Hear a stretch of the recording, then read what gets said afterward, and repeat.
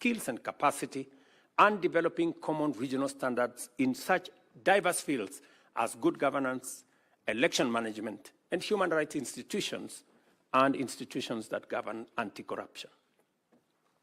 We now have in place protocols on defense, as well as peace and security, together with the EAC Mutual Defense Pact, the EAC Early Warning Mechanism, Protocol on Combating Illegal Drug Trafficking, and EAC Interreligious Council, and a framework for conducting public participation on the establishment of the political federation, which has already been concluded in Kenya, in Uganda, and in Burundi. And we already made a decision last year in Arusha that that process must be concluded in the other remaining states by June this year, so that we can have a way forward. And I want to tell you, when this exercise was conducted in Kenya, it received overwhelming endorsement by the people of Kenya. It received similar endorsement in Burundi and in Uganda. I want to urge members of parliament who are here from our sister states of Tanzania, Rwanda, DRC, and South Sudan to assist the EAC Secretariat and the team that is mandated to carry out this exercise, that this exercise be concluded as we have asked from the Summit of the Heads of State by June, so that we can begin to make steps in the right direction. And if there is an institution that will assist us in actualizing the aspirations of East Africans, it is this parliament. There is no doubt that as a result of the progress made in entrenching our regional integration as a social, cultural, political, and economic reality, East Africa is emerging as the beacon of unity, stability, security, and progress, and the beating heart of Pan-African integration and the engine of the Africa Continental Free Trade Area, as well as the epicenter of Africa's move to position itself as the next frontier of global investment and industrial transformation. That is why, honorable members, we have grown tremendously from 3 founding partner states to 8 countries, connecting the Indian Ocean to the Atlantic, serving 350 million citizens and forging a major market.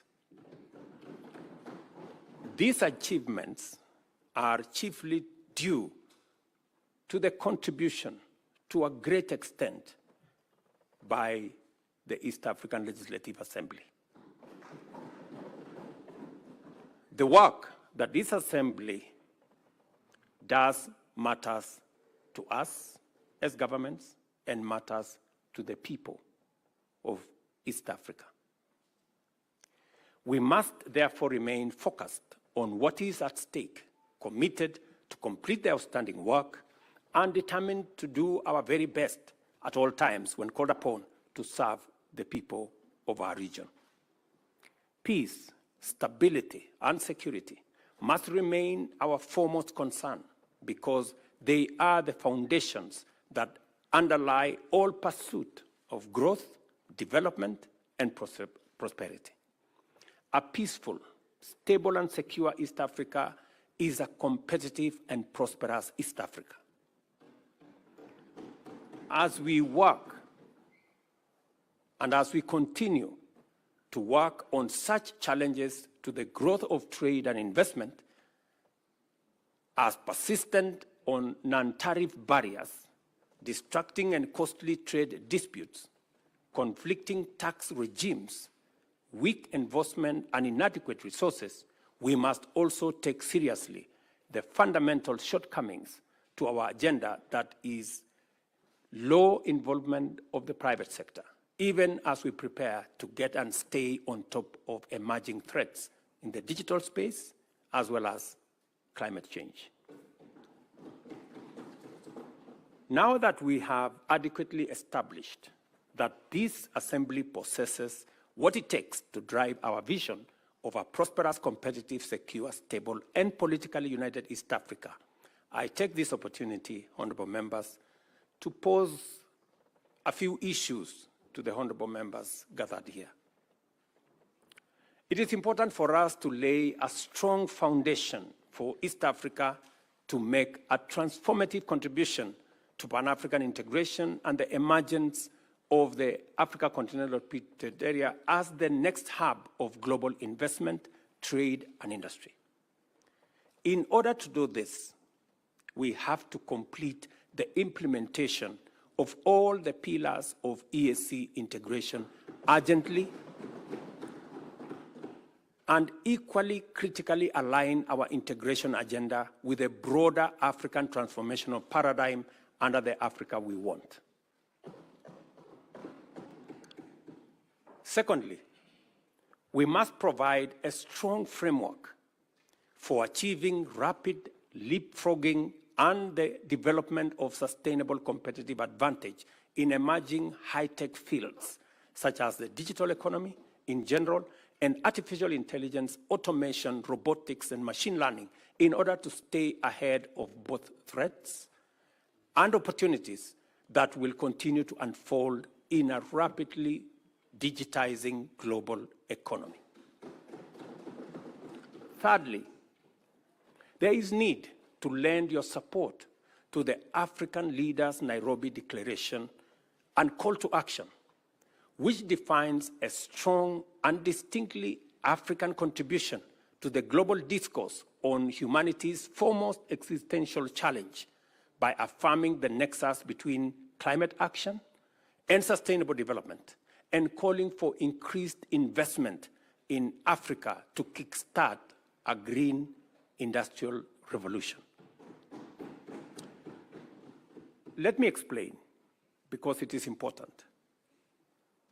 When we met in Nairobi last year,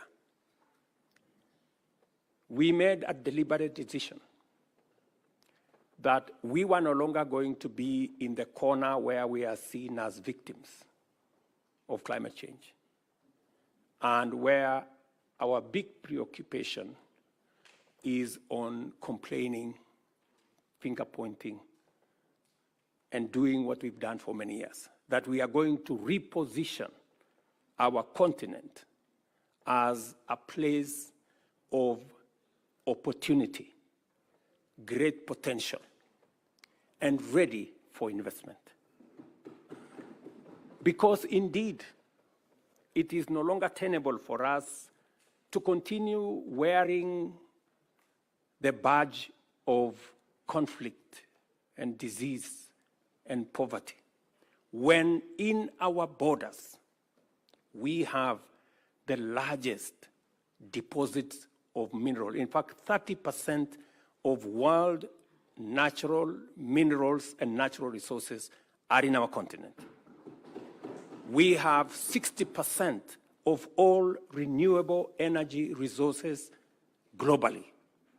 We have 1.4 billion people market. In fact, by 2025, it is going to be the single largest market in the world. We have 2/3 of the world's uncultivated, arable land that we can use for food security. Ladies and gentlemen, with those kind of resources, it is incorrect to classify our continent as a continent of conflict, poverty, and disease. In fact, as one Nigerian great philosopher said, that until the lion learned how to write their story, all stories glorified the hunter. So it is time for us to write our own story. And our own story is not about disease, it's not about conflict, it's not about poverty.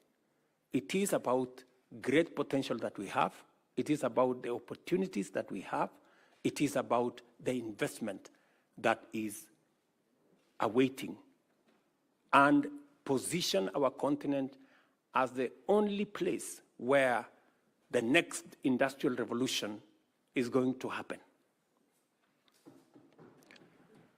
And therefore, it is important for you as legislators from EAC to appropriate this position so that together we can push a new narrative for our continent.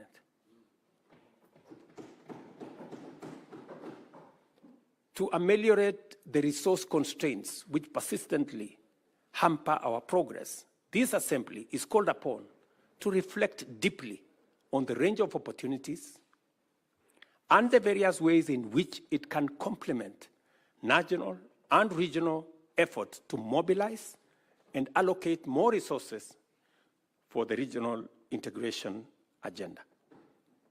And as you do that, you must have in sharp focus what we are doing in EAC and how we can complement what we are doing as a continent. In particular, I challenge you to apply your deliberative bandwidth to the forthcoming World Bank Group's International Development Association, IDA Summit. And let me explain what we are going to do in this summit.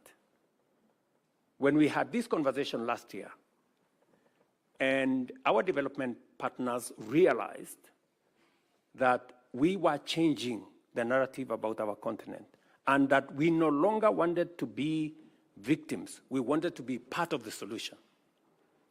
They asked me to host the first IDA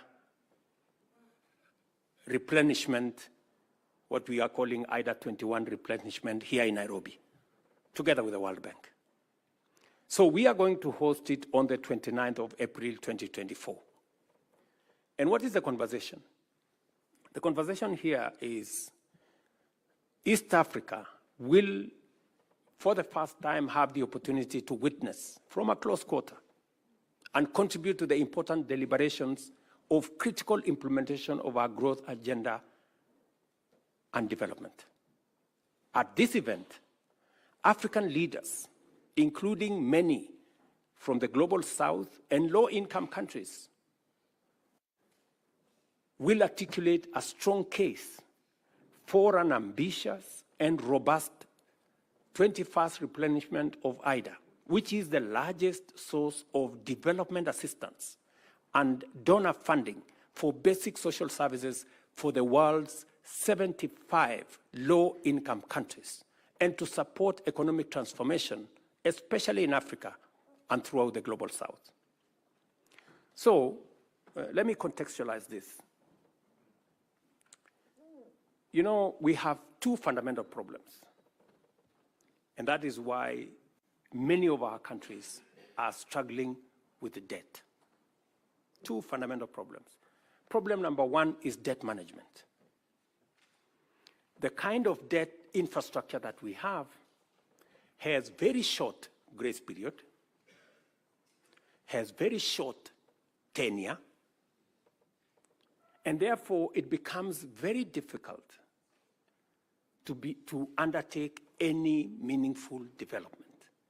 Our position is that we should increase the grace period for money borrowed for development, not 3 years, maybe 10 years. We should increase the tenure of debt for development resources, not 15 years, but maybe between 40 and 50 years. That way, when you mobilize resources for development, you have adequate time to be able to undertake that development without the constraints of having to repay this debt. That is number one. Number two, the other problem that we have in the whole of financing development is what we are calling responsible sovereign lending. What do we mean by that? We're saying it is no longer tenable for us to have this big animal called credit rating, where countries using arbitrary formula are rated here, and if you don't do certain things, you are taken down. And as you are taken down, you pay more interest. It is also, we need to have a conversation about credit rating agencies, and we need to have a conversation about risk assessment. Because there is perceived risk that becomes larger than real risk. And that perceived risk is pushed by certain quotas to make Africa uncompetitive. And that is the reason why, while others are accessing development resources at 1 or 2%, most African countries are accessing development resources in markets at between 10 and 15%. Explain to me, honorable members, if one set of countries are accessing development resources at 1, 2%, and another is accessing between 10 and 15%, is it realistically possible for us to grow at the same rate? No. This is the conversation we must have. You know? And we must remove this arbitrary unfairness. You know, this arbitrary unfairness from global financing. And that is why we are saying we must have a thorough conversation about the reform of multilateral development banks and the whole international financial architecture as a whole. When we started this debate a year ago, we looked like mad people. But I promise you, today, in every meeting, everybody has come to the conclusion that there is a problem with the architecture of international financing. And the conversation is no longer if, the conversation is when are we and how are we going to reform it. And that is why it is important for institutions like the East Africa Legislative Assembly to apply itself, apply your mind to what kind of contribution are you going to make in this reform that is going to make our economies access development financing. It is the only way we can make meaning to our development. The last IDA replenishment, for example, in 2021 raised US $91 billion, which was disbursed to eligible beneficiary countries over a period of 3 years. The Kenya Summit that we are holding in April aims to highlight to donors and other development partners critical priority target areas of development financing in Africa and in our region, make the case for a significantly higher level of financing in IDA 21 cycle, and support East African countries to effectively address development challenges and exploit the huge opportunities that we have in our region. This is the candid conversation we're going to have. And I am very confident that the fact that World Bank accepted that this was a necessary exercise confirms to us that somebody somewhere is listening to what we are saying. You know? And our position is, it is not going to be done until it is done. Yes. I have invited my fellow heads of state and government to participate in this highly important platform. Being confident of this Assembly's capacity to facilitate transformative interventions, I urge you, honorable members, to join this course and formulate your contributions to this endeavor with urgency. Give some imagination, put in it some ambition, so that together we can push an agenda that is going to support all our economies. I am highly obliged to you, Honorable Speaker, for inviting me to address this Assembly. I do not take your consideration for granted, And I believe we're going to have a discourse that is going to be beneficial for all our countries. I wish you all, honorable members, productive engagements, insightful debates, and fruitful deliberations as you usher in the third session of this assembly. Feel at home while you are in Kenya. It's called magical Kenya, the home of all humankind. And I urge Honorable Omar Hassan, Chair of the Kenyan chapter of the Assembly, to use this session to introduce you to the warmth and hospitality of our country.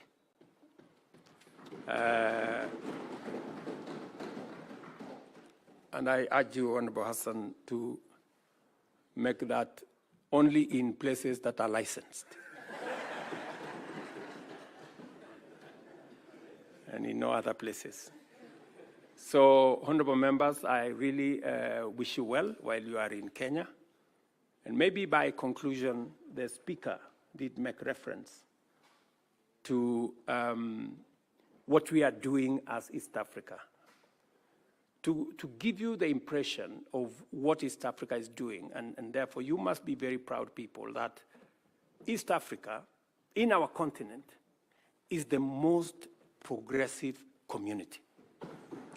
Our trade, intra-trade between East African countries is the highest in the African continent. We are providing the leadership. And therefore, you occupy a very special place. And I want to urge you to continuously apply yourself to this huge responsibility. You are not only doing this for East African citizens, you are trailblazing for the continent of Africa. So continue with diligence, but also a pace to make sure that you help us move the continent together. It is the reason, for example, why, as members of the summit in East Africa, as you're all aware, the chair of the AU is coming up next year as the term of Musa Faki, our current chair, comes to an end. It is going to be the turn for East Africa to provide the chair of the Africa Union. We have sat down in the spirit of the East African community. We have consulted as heads of state from the East African community together, and we have agreed to sponsor one candidate as East Africans. As East Africans. Because that is the strength of our community, that we can do things together and we can consult amongst one another. So it speaks to the spirit of the leadership that is being provided by our region. Ladies and gentlemen, I want to thank you very much. May God bless you. May God bless Kenya. May God bless East Africa. And thank you very much for listening to me. Asanteni sana.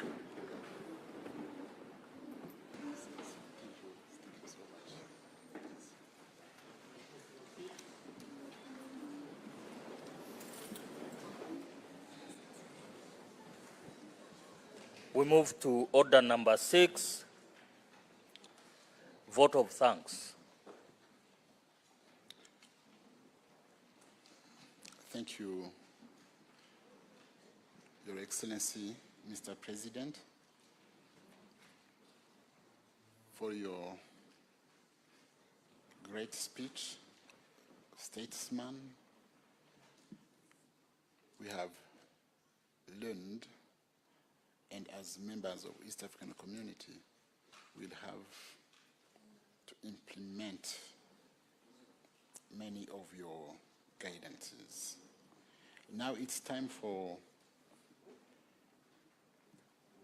Honorable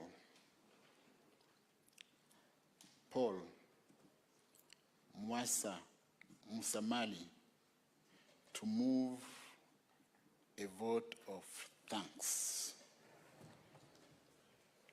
Honorable members, we shall have the opportunity to debate this great speech, this presidential speech, and we will do it when it will still be fresh in our memories. It will be done tomorrow morning, the whole day. From morning till the end, we'll be debating this great speech. So, Honorable Musamali, you have the floor.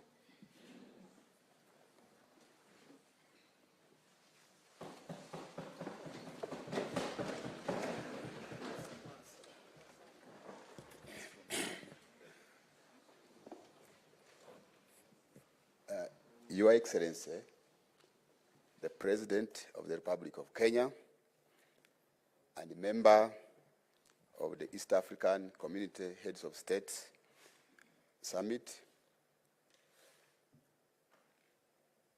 Mr. Speaker, allow me, in the interest of time, to stand on the protocol as you already observed. I also want to take this opportunity, Mr. Speaker, to thank you and the members of IALA for entrusting me to move this vote of thanks. Your Excellency, as already mentioned, my name is Paul Musamali. Among your people, where I come from, that is the Bukusu of Uganda. They say that when a big drum sounds, the small one cannot be heard. Now I'm conflicted because you have sounded a very big drum. But let me seek your indulgence and permission. Because of this wonderful and elaborate speech you have made, you allow me sound this small drum to thank you for this very important speech.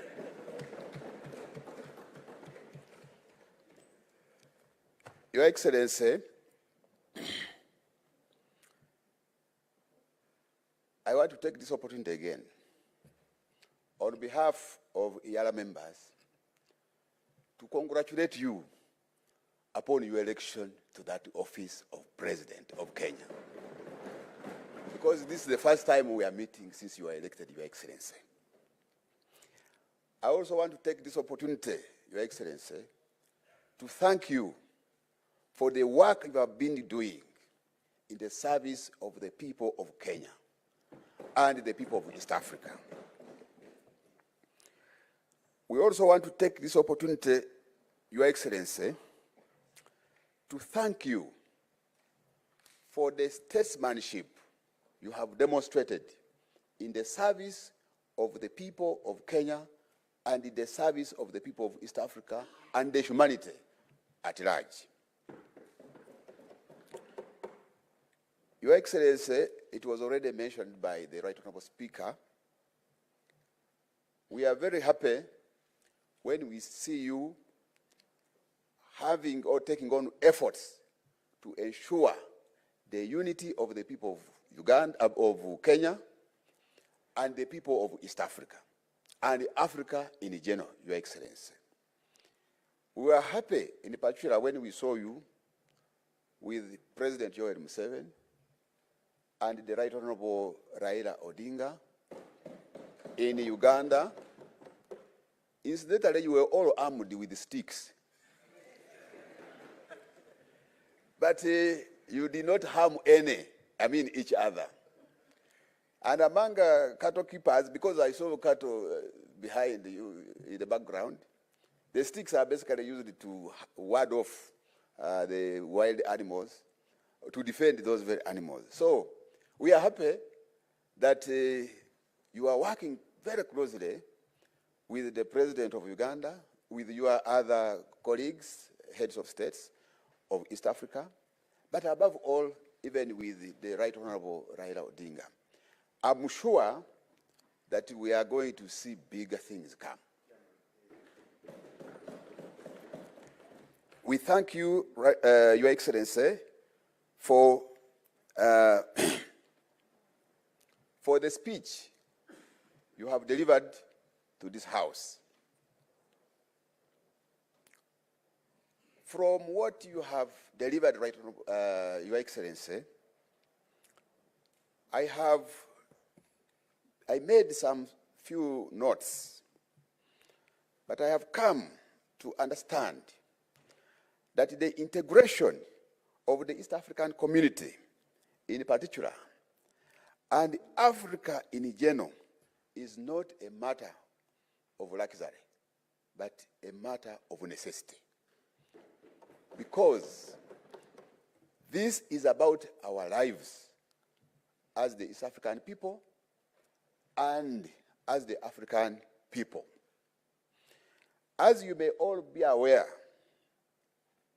honorable members and the public, Africa, just like the president has put it, we have been victims of circumstances. And some of the things were not the ones responsible. You are all aware, the African people were traded as slaves. We were herded as goods, as if we were cattle, into the market. They were calling them slave markets.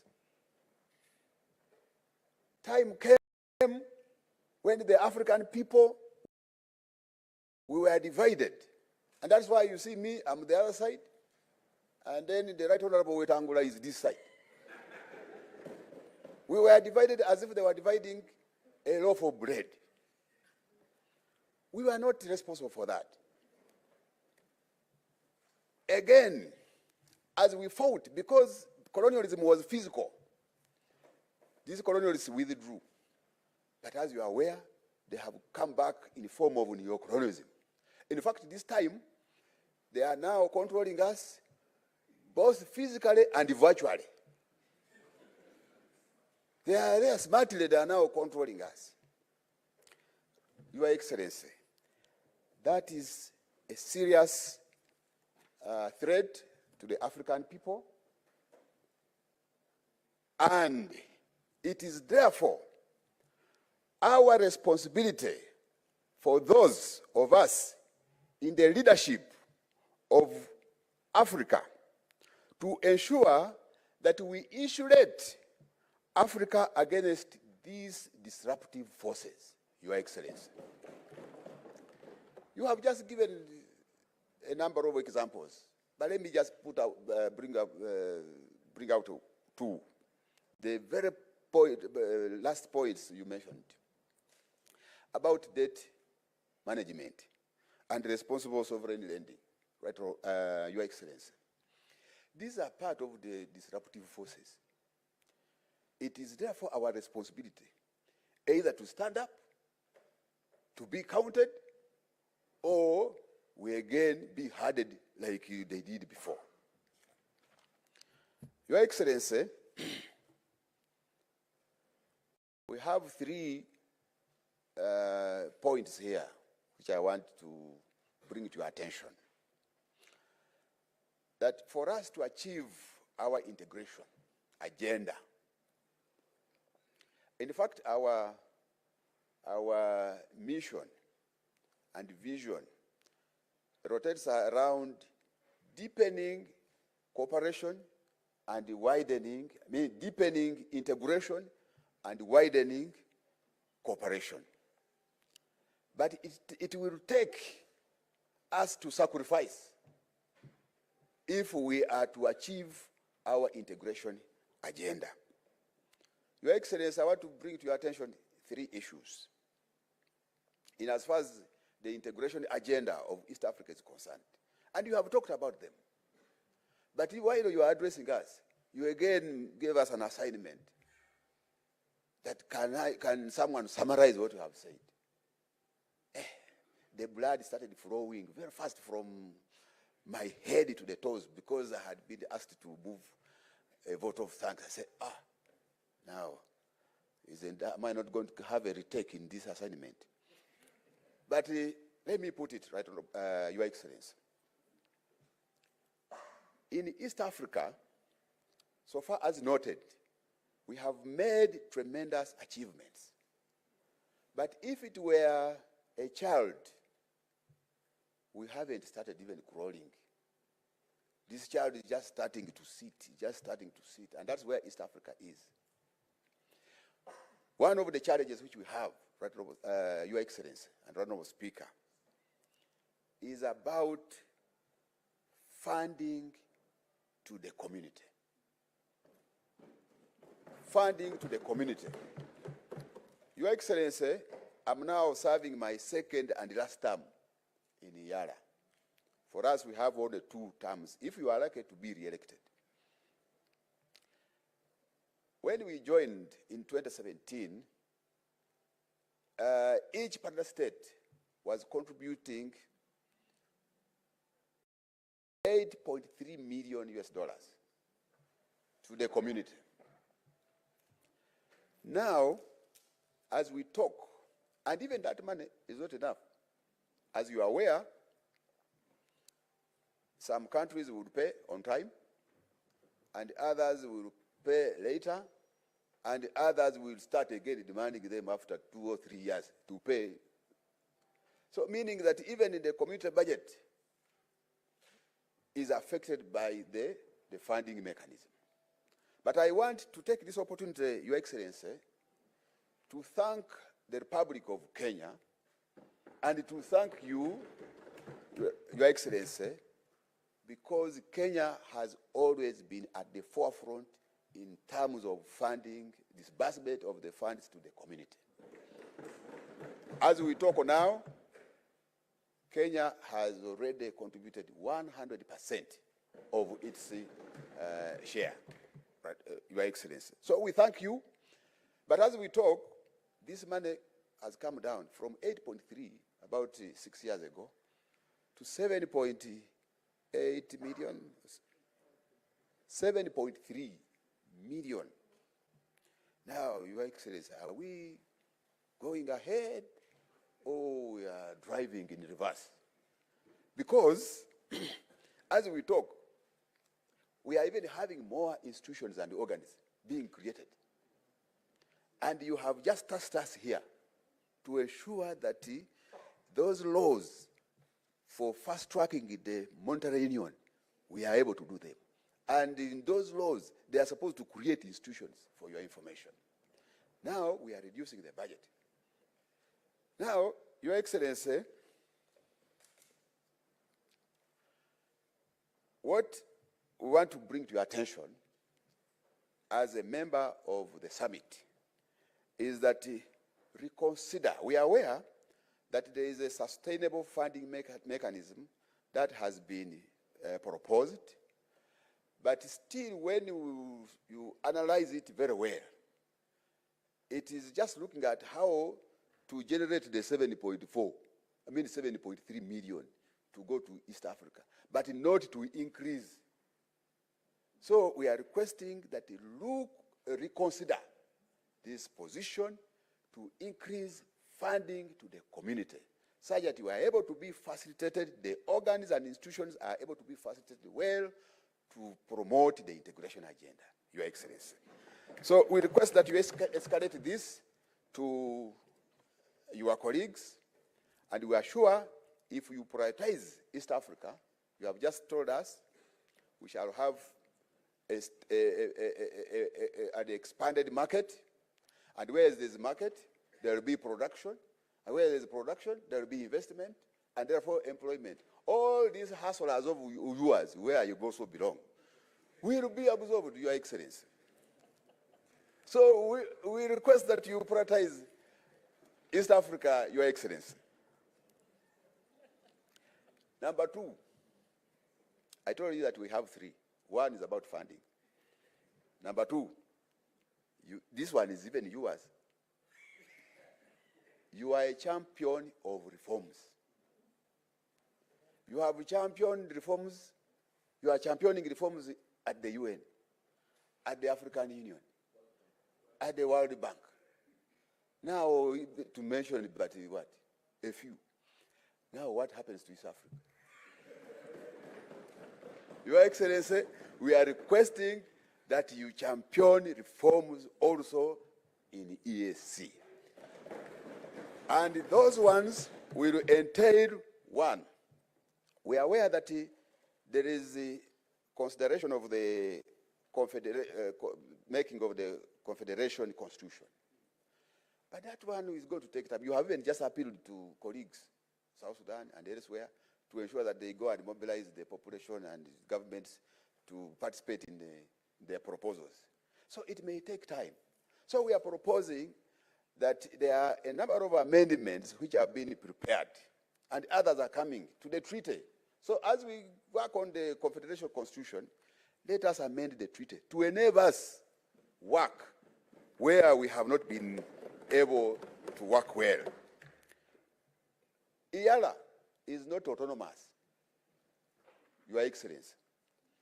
We are requesting that make IALA autonomous, such that we are able to have the power and the ability to bite. We are supposed to oversight the institutions and the organs of the community. But these are the very ones who are facilitating us, who are deciding where to go and when. So we end up becoming toothless. I don't know, someone can conclude it. But ideally, we are almost becoming toothless dogs, because we can only maybe bark, but biting becomes a very big problem. Your Excellency, the same applies to the East African Court of Justice. It is also not autonomous. We are operating, and to make matters worse, they have even put us in the same building. The IALA Court and the EAC Secretariat, which is the cabinet, we are there together. Now, every time you want to oversight the Secretary General, you collide with him in the corridor.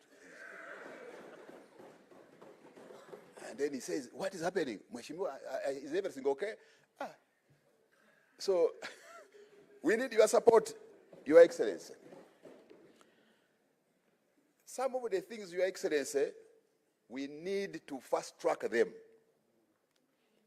We have achieved some level at the Customs Union. We have also achieved at some level in the Common Market Protocol. IALA, for your information, Your Excellency, we passed almost all the laws responsible for the implementation of operationalization of the Monetary Union Protocol. However, some of the bills were returned for reconsideration. For us, we are ready to work on that. In fact, for your information, Your Excellency, I'm sure using your intelligence, you may have got it. There is a WhatsApp hoax going around that saying that the East Africa, that we have introduced a single currency. And do you know what, Your Excellency? The population outside there, they are very excited, for your information, out of a hoax. That is, you people, is it true we are now going to start using a single currency? So, now some of these things we need to fast track them, Your Excellency. Bernard Shaw remarked and said, progress is impossible without change. And those who cannot change their minds cannot change anything. So let us work on changing those things which look like they cannot be changed. And you have demonstrated that you are a champion of change. Your Excellency, for your information, when they were counting votes and tallying them to be announced, myself and my wife, we didn't sleep. We were following it keenly. And when they announced you as the winner, Your Excellency, we celebrated. I don't want to say what followed next, but we celebrated. So we have been admiring you. We are your supporters, even when we are across. If we had the opportunity to come and vote, we would have done it. But we are happy that you won, and you are championing reforms and change. Be part of East Africa. You are already there, but ongeza moto. Lastly, it's about human resource in EAC. Your Excellency, in each and every organization, the human resource is the most important thing in any organization. And I want to bring this to your attention, that there is a need for all of partner states' governments to ensure that when you are deploying people in the service of the community, it should be people who are ideologically oriented and clear about the mission and the vision of the East African integration agenda. Otherwise, if we just deploy for the sake, or if we don't pay attention to whoever is being deployed at EAC, right from the Secretary General to the lowest cadre, Your Excellency, we risk employing merchants. They are just going there to look for money. We risk employing corrupt people. They will go there and they start squandering, the little, the very dwindling support which is going there, it will still be squandered. We also risk, in as far as East Africa is concerned, we also risk deploying collaborators. When we were being colonized, even when we were being traded as slaves, we had our own African people who were collaborating and working as agents of slaves. Going in the countryside, collect people to the slave market. Then in collaboration, the others worked together with the collaborators, and with the colonizers, and we were colonized. So that is the same at the community. Today, Your Excellency, and the Secretary General is the focal point, is the center, is the accounting officer in the community. And the current holder is you, Mr. President. So I want to implore you, Your Excellency, that you take keen interest in ensuring that the Secretary General delivers to the expectations and aspirations of the people of East Africa. Thank you very much. May God bless you and bless East Africa. One people, one destiny. That is the slogan that guides us, Your Excellency. Thank you very much.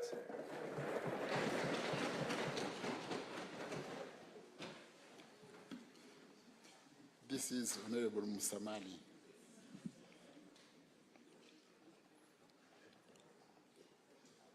Your Excellency, honorable members, before adjourning, I would like to remind you that we'll have a group photo session shortly after this sitting.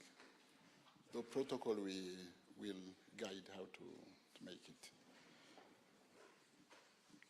And now, I adjourn this special sitting sine die.